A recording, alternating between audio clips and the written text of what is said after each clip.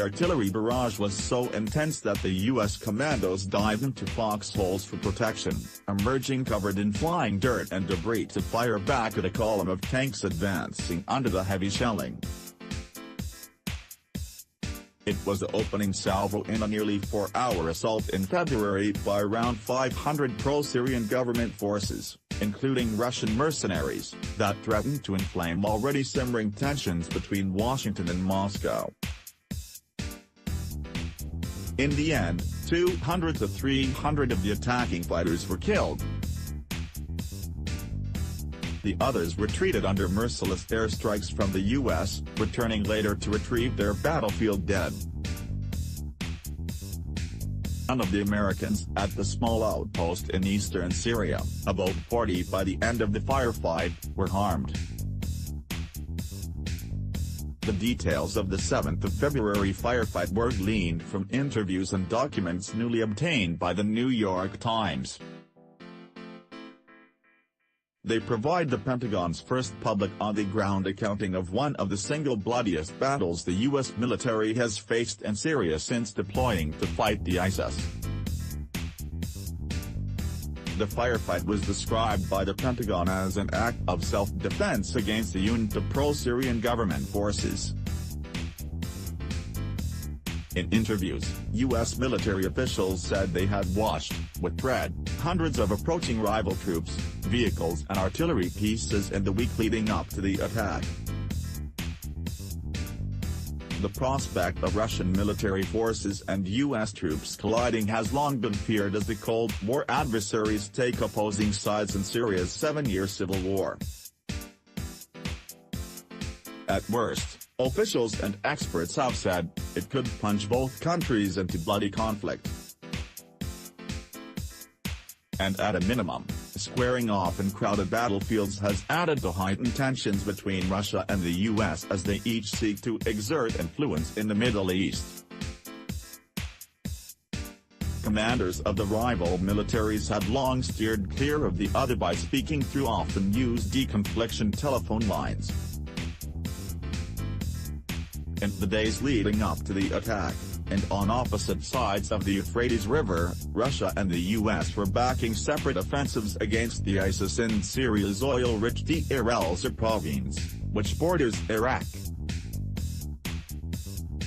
U.S. military officials repeatedly warned about the growing mass of troops.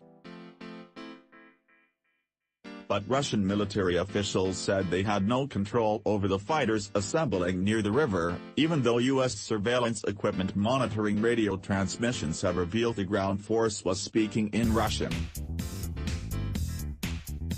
The documents described the fighters as a pro-regime force, loyal to President Bashar al-Assad of Syria.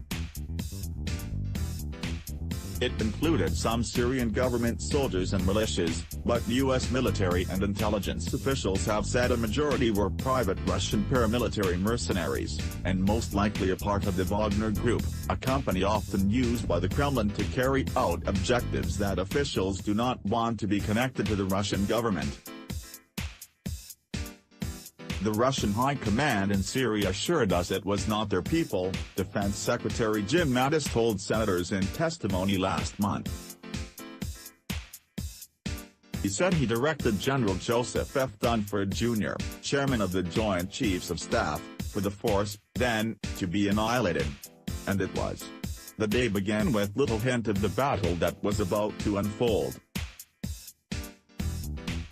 A team of about 30 Delta Force soldiers and rangers from the Joint Special Operations Command were working alongside Kurdish and Arab forces at a small dusty outpost next to a Conoco gas plant, near the city of Deir el-Zor.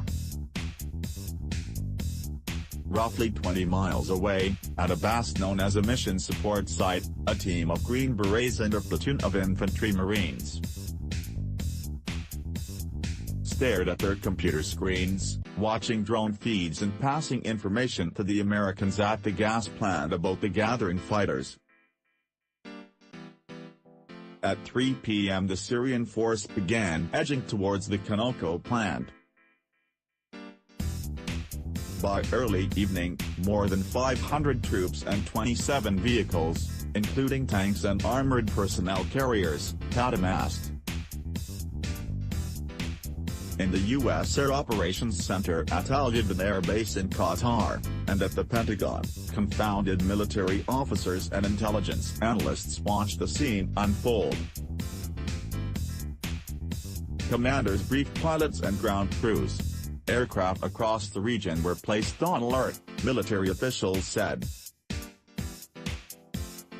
Back at the mission support site, the Green Berets and Marines were preparing a small reaction force, roughly 16 troops in 4 mine-resistant vehicles, in case they were needed at the Conoco plant. They inspected their weapons and ensured the trucks were loaded with anti-tank missiles, thermal optics and food and water. At 8:30 p.m., 3 Russian-made T-72 tanks, vehicles weighing nearly 50 tons and armed with 125mm guns, moved within a mile of the Conoco plant. Bracing for an attack, the Green Berets prepared to launch the reaction force. At the outpost, U.S. soldiers watched a column of tanks and other armored vehicles turn and drive towards them around 10 p.m., emerging from a neighborhood of houses where they had tried to gather undetected. Half an hour later, the Russian mercenaries and Syrian forces struck. Conoco outpost was hit with a mixture of tank fire, large artillery and mortar rounds, the documents show. The air was filled with dust and shrapnel. The U.S. commandos took cover, then ran behind dirt berms to fire anti-tank missiles and machine guns at the advancing column of armored vehicles. For the first 15 minutes, U.S. military officials called their Russian counterparts and urged them to stop the attack. When that failed, U.S. troops fired warning shots at a group of vehicles and a howitzer. Still the troops advanced. U.S. warplanes arrived in waves, including Reaper drones, F-22 stealth fighter jets, F-15E strike fighters, B-52 bombers, AC-130 gunships and AH-64 Apache helicopters. For the next 3 hours, U.S. officials said, scores of strikes pummeled enemy troops, tanks and other vehicles. Marine rocket artillery was fired from the ground. The reaction team sped towards the fight. It was dark, according to the documents, and roads were littered with felled power lines and shell craters.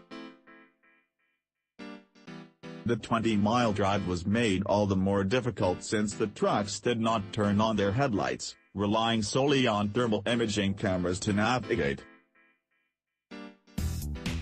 As the Green Berets and Marines neared the Conoco plant at about 11:30 p.m., they were forced to stop.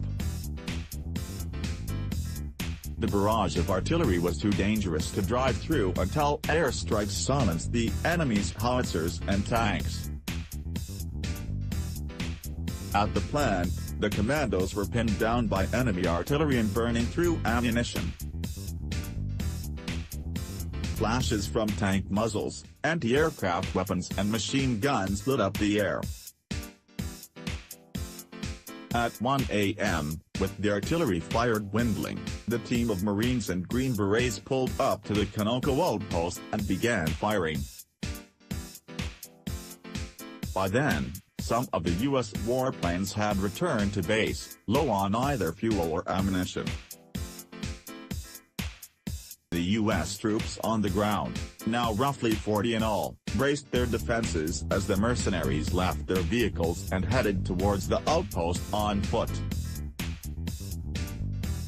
A handful of Marines ran ammunition to machine guns and javelin missile launchers scattered along the berms and wedged among the trucks. Some of the Green Berets and Marines took aim from exposed hatches. Others remained in their trucks, using a combination of thermal screens and joysticks to control and fire the heavy machine guns affixed on their roofs. A few of the commandos, including Air Force combat controllers, worked the radios to direct the next fleet of bombers flying towards the battlefield.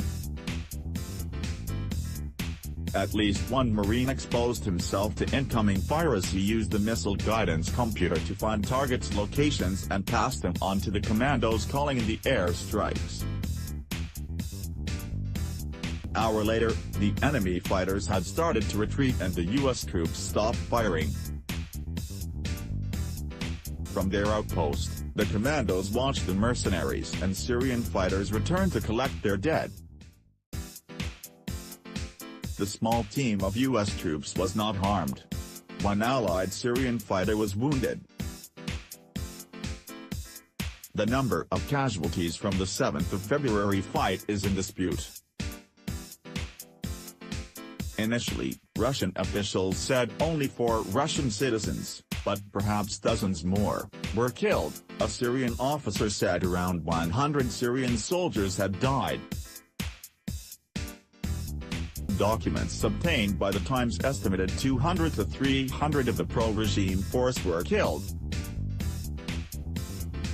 The outcome of the battle, and much of its mechanics, suggest that the Russian mercenaries and their Syrian allies were in the wrong part of the world to try a simple, massed assault on a U.S. military position. Since the 2003 invasion of Iraq, the U.S. Central Command has refined the amount of equipment, logistics, coordination and tactics required to mix weapons fired from both the air and ground. Questions remain about exactly who the Russian mercenaries were, and why they attacked. U.S. intelligence officials say that the Wagner Group, known by the nickname of the retired Russian officer who leads it, is in Syria to seize oil and gas fields and protect them on behalf of the Assad government. The mercenaries earn a share of the production proceeds from the oil fields they reclaim, officials said.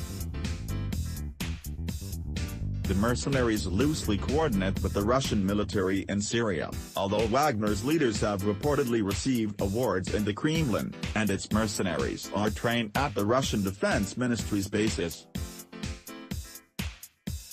Russian government forces in Syria maintained they were not involved in the battle. But in recent weeks, according to U.S. military officials, they have jammed the communications of smaller U.S. drones and gunships such as the type used in the attack. Right now in Syria, we're in the most aggressive environment on the planet from our adversaries, General Tony Thomas, head of U.S. Special Operations Command, said recently, referring to electronic warfare. They're testing us every day. The New York Times. More about Syria. Russia USA ISIS President Bashar al-Assad via al-Zahriyu's content.